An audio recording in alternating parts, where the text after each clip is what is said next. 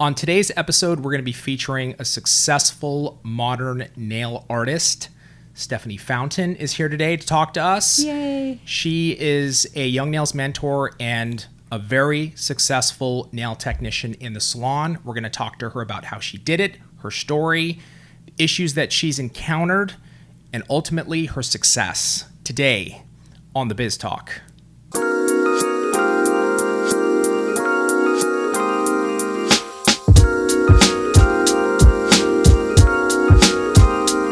Okay, I'm really excited about this episode and even future episodes. And what we're going to be doing is featuring successful modern nail artists on the Biz Talk.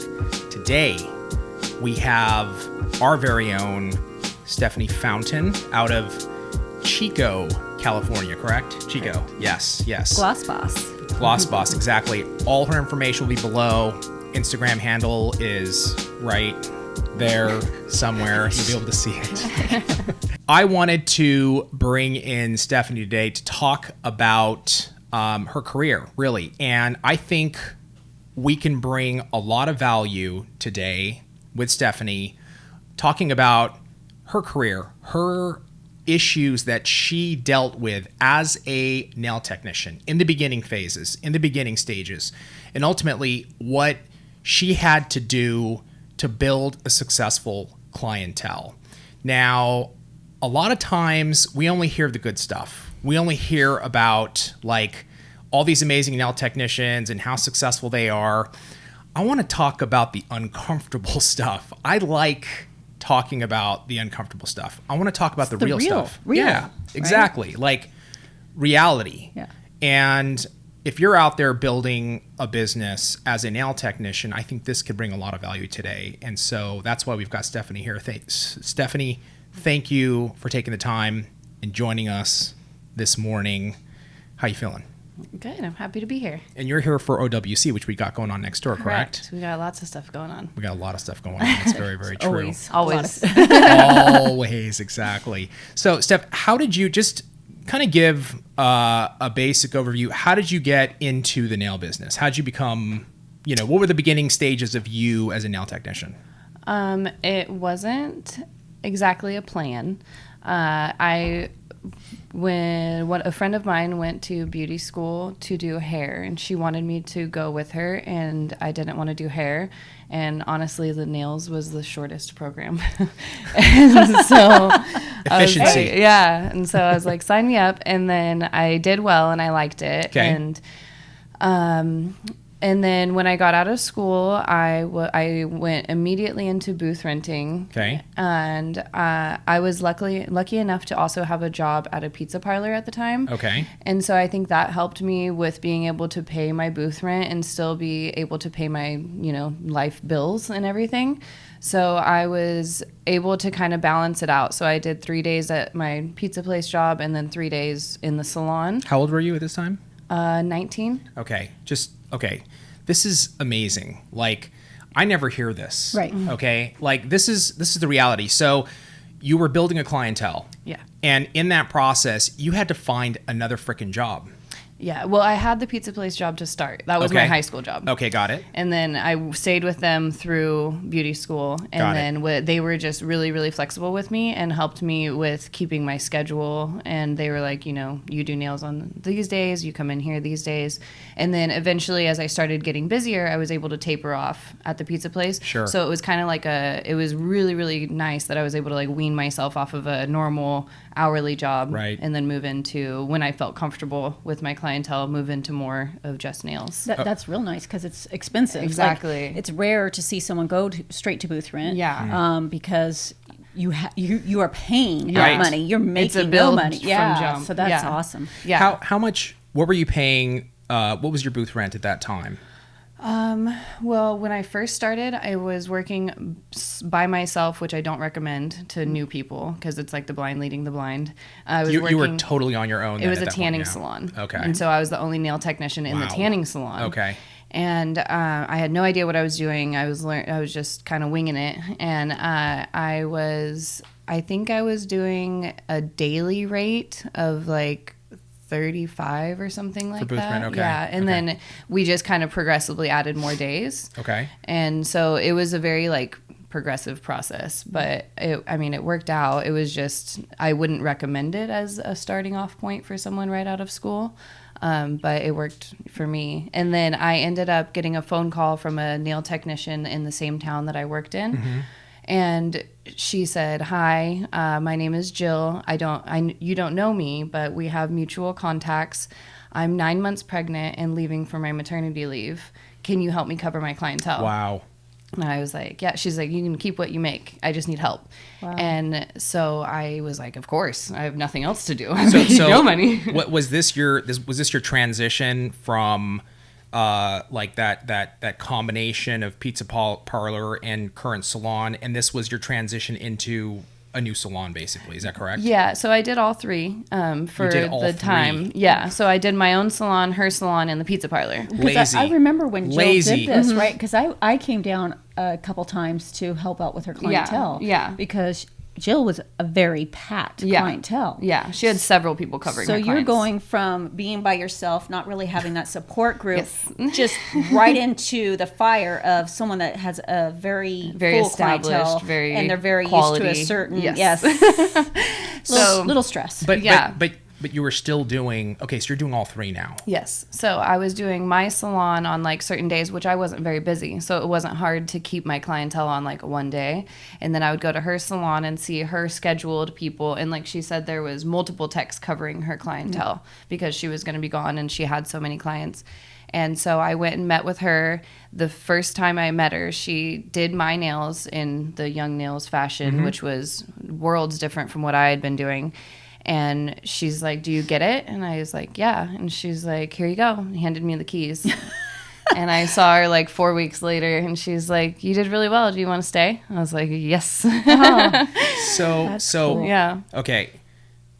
It's kind of a weird story. No, but no, no, no. It's amazing, and this is what I love is like you didn't like kind of shy away from that. That's a huge challenge. Yeah. Right.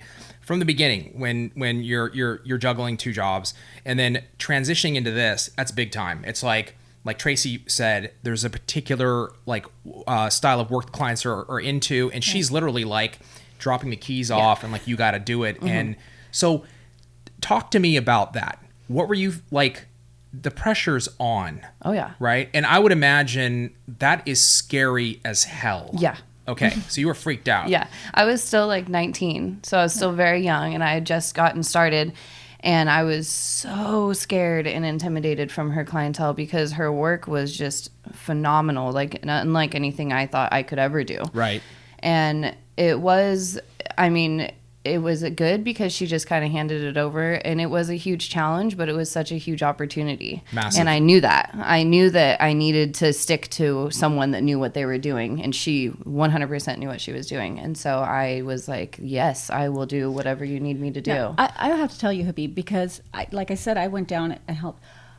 I had been doing nails for a long time, and it scared the crap out of me to do someone else's clientele. I always can't scared. imagine what you were going through. I mean, wow, Yeah. that's insane. Yeah. That's and big. Clients can be pretty tough on you, and especially when they are accustomed to someone's work. Yeah. And, it is an industry where we don't necessarily get a maternity leave. We don't, if you're not there, the work's not done. Right. So It's your own business. Yeah. Yeah. So it was very intimidating, but I knew that it was a good opportunity. And like I said, when she came back, obviously she had spoke to clients and stuff, and she gave me I think that she knew who she was putting with who, like, because there was other techs coming in. So I think that some of the more difficult clients probably went to a little more experienced technicians. She did kind of give me some of the easier stuff. But when she came back, she said, she was like, "You did well. Do you want to work with me?" And I was like, You're like, "Oh, 100%. Yes." Did she ever mention how she found you? Yeah, we have a mutual contact from Okay. my hometown, and Okay. they had gone to school together, and she had asked her to help with her clientele, but she was so booked that she couldn't leave. And she's like, oh, I know this girl that just graduated, so since she just graduated, she's got no clientele. Yeah. So that's what she said. She's like, I know you don't really have anything going on. I'm like, nope, sitting over here twiddling my thumbs, like doing my own nails. Props to Jill for that. I mean, that's a big risk on her side too, Yeah. right? Just like, hey, let me see what you're doing. Here you go. You know what I mean? And off. And here's my off you went. keys to my salon. I know, I don't know right. you, I know. but here you Yeah. go. That was what I thought too. And it turned out great. We ended up working together for like 7 years. Yeah. And she was my mentor. She's the one that introduced me, or she's the one that pushed me into becoming a mentor. And she trained me in pretty much everything I know. So that was awesome. It was definitely the best move in my nail career for sure. So when you started in that salon, what was the build? Did you have to build? Were there customers coming through the door? Did you have to market? Did you have to promote? Like, what did you have to do at that point? I was pretty much building. She was booked, but her clients were hers. They were There Right. wasn't a lot of extra traffic coming through. And at the time, I had actually I was still at the pizza parlor. I left the tanning salon. And so I was doing Jill's salon and the pizza parlor, and then I picked up another salon in Corning, which is close to where Chico is. It's like Wait a second. Oh, So that's Pat's place. Yes. Okay. So then I yeah. started working with Pat, and so then I was doing 3 again. She's hustling, hubby. Yeah. Well, because where I was working was Chico and where I'm from is Corning. So my hometown, a lot of people wanted to come to me for nails, and people that I'd seen at the pizza parlor. And so they were like, oh, I wish you were in town. I wish you were in town. So I went to town and I started working there a couple days, and then in Chico a couple days, and then at the pizza parlor. And then I tapered off the pizza parlor altogether and just started alternating between Salons. Chico and Corning. And then eventually I live in Chico, and so eventually it started being more work than it was worth Yeah. to drive back and forth. And most of my clients that I had regularly were willing to follow me to Chico. So It's a, what, like 20-minute drive? yeah, it's not far. How long did that take from when basically you were how long did that take for you? Okay, so let me ask you this. Did you eventually just move to one salon? Yes. Okay, which was? When I worked with Jill, she ended up it was a full service hair and nails, and at the time she ended up closing and reopening as Nail Candy, and her and I did that, or I went with her, and it was just the two of us to start. Okay. So that was when I was just in that salon. Okay. I let Corning go just because of the travel. Gotcha. And it wasn't necessary anymore. So- I was able to keep my clientele full in Chico. Okay. So how long would you say it took you to build from coming out of school to a comfortable clientele, like full clientele? Even if it was during the time where you were commuting or whatever, full clientele, how long did that take you? At least 3 years. Yeah. And I tell anybody coming out of school, it's going to be like at least 3 to 5 before you're, more choosy with your clientele, or telling people no, or, turning people away. Comfortable in your own skin and your business. Yeah, because comfortable, like my full clientele is I typically see at least 10 people in a day. I work usually 5 days a week doing nails. And Today. yes. Yeah, that's badass. And I mean, sometimes more, sometimes less, but that's Average. I think my clientele sits right about 100 people right now, and then give or take, the one times or special occasion kind of people. Now, you've recently switched salons. Right. Did that affect your clientele at all? Because I hear a lot from people, like they're so afraid to make a move. Right. Because they're so afraid people won't follow them down the street. Yeah. How far was the salons away, and how did that work? So I moved salons because the salon that I was in was a fully flourishing nail salon with I think 6 techs at the time, which was amazing. I loved it. It was great, but I was so booked that it wasn't really for me. So when someone would come in as a walk-in, I was like, oh, do you guys have any, it was Right. never for me. And so I didn't really need the traffic anymore.